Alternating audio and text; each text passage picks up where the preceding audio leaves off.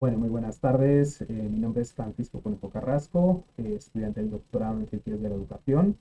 de la materia de Investigación Educativa. Vamos a presentar la actividad número 1.1, videotutorial del profesor investigador, que tiene como propósito aplicar el aprendizaje significativo para construir una propuesta a través del video como profesor investigador.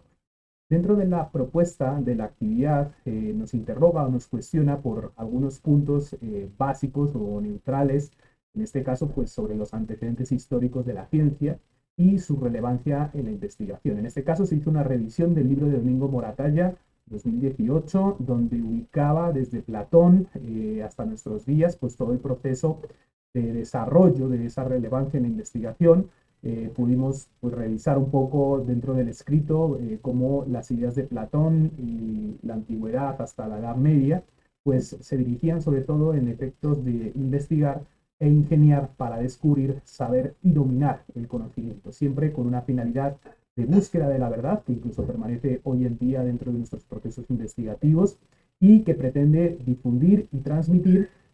pues digamos, todo el conocimiento en torno a toda la sociedad, porque si no, pues la ciencia no tendría sentido, y que desarrolla incluso áreas o campos como la retórica y la dialéctica para que esto sea así. Domingo pone especial énfasis en las figuras de Leonardo da Vinci y Copérnico dentro de la modernidad, dentro también pues, de ese renacimiento, ubicando e identificando pues, las dos figuras dentro de ser personas, sobre todo Leonardo da Vinci, activas, complejas, y podríamos decir interdisciplinares también, ¿no? Abarca distintas áreas desde el arte, la ciencia, la investigación, y como Copérnico, también a través pues, de sus hipótesis y desde la esfericidad también pues, de la Tierra, ¿no? Del movimiento de la Tierra, genera unas controversias a nivel pues, mundial que podríamos decir que empieza a surgir un poco pues, esa ciencia global, ¿no? También en muchas partes del mundo, a debatirse, ¿sí? A tener comprobaciones también, y que nos definen a la ciencia pues, como algo provisional, algo que tiene historicidad, algo que es dinámico, que avanza, que progresa y que por lo tanto pues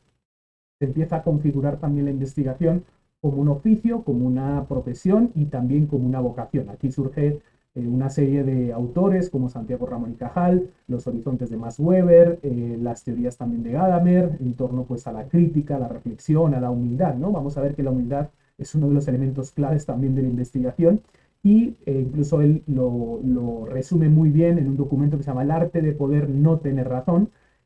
También los postulados de Paul Ricoeur en torno a la explicación o explicar más, ¿no? Para comprender mejor. Tiene que ver mucho también con esos elementos de difusión y de transmisión. Heidegger también y Jonas, en este sentido, también tener en cuenta los elementos del lenguaje, ¿no? El sentido del lenguaje y también hacia dónde nos dirigimos, ¿no? No ya tanto sobre la historicidad, sino hacia dónde camina o a dónde se dirige la ciencia en este caso. No debemos de dejar de lado tampoco las ideas de Habermas, ¿no? Donde habla de tres grandes intereses de la ciencia, de la relevancia técnica, práctica y reflexiva, que la entiende como una dimensión emancipadora y evidentemente esto tiene que ver con cuidar y proteger la naturaleza humana, ¿no? Ir más allá del utilitarismo, que lo vamos a ver también, para entender que la ciencia es una dimensión emancipadora del ser humano. Por último, pues establecer algunas conclusiones del propio Santiago Ramón y Cajal en torno a la constancia, la humildad, la disciplina, y él incluye también el patriotismo como elementos pues motivadores a generar y a desarrollar ciencia,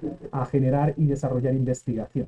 Vamos a ver que también el horizonte de Max Weber habla de una vocación, habla de una responsabilidad social también, lo hace en esa traducción de dos grandes ponencias que se configuran en español como el político y el científico, y que en este caso pues dan un poco de lineamiento también en la contemporaneidad de lo que significa la investigación. En el punto número 2, los valores e intereses en la investigación, destacar también desde la lectura de Domingo Moratalla la ética de la investigación como esa responsabilidad social, pero que incluso en algunos casos está institucionalizada dentro de los propios procesos. Munier habla de compromiso, de discernimiento, de responsabilidad y de cuidado también de la libertad. Él ve que hay un interés y un valor en la investigación como también una forma de libertad del ser humano. No olvidar las dimensiones morales en torno a la inquietud, la búsqueda, la utilidad que hablábamos antes, pero también elementos de dignidad, de respeto, de prudencia, de entender el contexto social, de entender también el carácter privado o público de la ciencia y también de elementos como la responsabilidad histórica, la defensa de la naturaleza y también unos principios, ¿no?, dentro de esos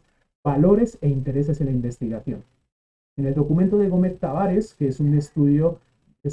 una revisión de los estudios prosociales en Colombia, destaca pues que se dirigen muy plenamente hacia la infancia, la adolescencia, en esferas o en ámbitos de crianza, de parentalidad y de escenarios educativos que evidentemente pues nos traen también dentro de este programa de doctorado en ciencias de la educación. El concepto de paradigma epistemológico de la educación y su clasificación se puede entender desde lo cuantitativo y lo cualitativo como paradigmas epistemológicos de la ciencia. Destaca en la lectura de Ramos el paradigma positivista, una revisión de ese paradigma en torno al postpositivismo, que está también de actualidad, de tendencia, el constructivismo, la teoría crítica, que nos lleva también a ese proceso de acción, reflexión y acción, donde surge también la investigación-acción, y desde el constructivismo, pues con esos conocimientos de alta complejidad, de esas construcciones mentales del ser humano. En el documento de Gil Álvarez, León González y Morales Cruz, nos hablan también pues, de esos paradigmas ya orientados al sector educativo que hemos visto antes desde ese paradigma positivista, con investigaciones experimentales, cuasi experimentales, no experimentales, un paradigma sociocrítico que habla de esa realidad dinámica múltiple y holística, pero también de paradigmas interpretativos en torno al significado de las acciones humanas o paradigmas dialécticos materialistas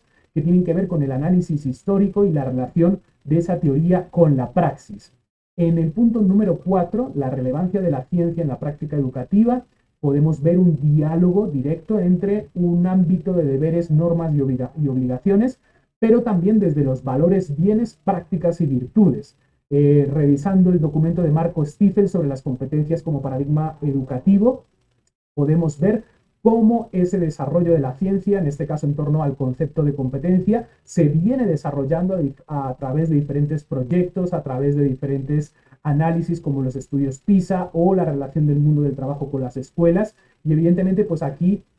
también el investigador, ¿no?, que lo vamos a ver ahora, descubre valores que aparecen con los usos y las prácticas y da cuenta y razón de las decisiones que tomamos de manera cotidiana dentro del ejercicio de nuestra labor, de nuestra profesión. Por lo tanto, el profesor como investigador científico tiene que surgir también desde la vocación en búsqueda de esa excelencia, pero también, nos dice McIntyre, que es una reconstrucción narrativa de la identidad. Aquí lo podemos ver a través de los rasgos del profesor investigador, una persona con curiosidad, con reflexión de su práctica. De hecho, se habla de una práctica reflexiva de ese profesor autorreflexivo que nos dice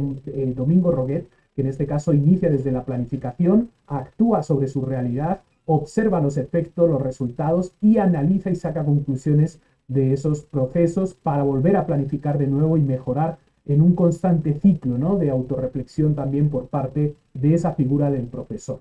Por lo tanto, pues podemos ver, y a modo de cierre y conclusión, cómo desde los paradigmas epistemológicos, desde el rol del profesor, desde los intereses y valores de la propia investigación, desde esa ética de la investigación, podemos abordar pues cómo debe ser el proceso también, para qué investigamos, por qué investigamos, las finalidades que tiene la investigación y sobre todo los valores agregados que aporta en este caso a nuestro sector educativo, a nuestra práctica educativa, también como profesores. Eso sería todo por mi parte para no agotar los 10 minutos y bueno, seguimos en el proceso de realizar las actividades. Un saludo.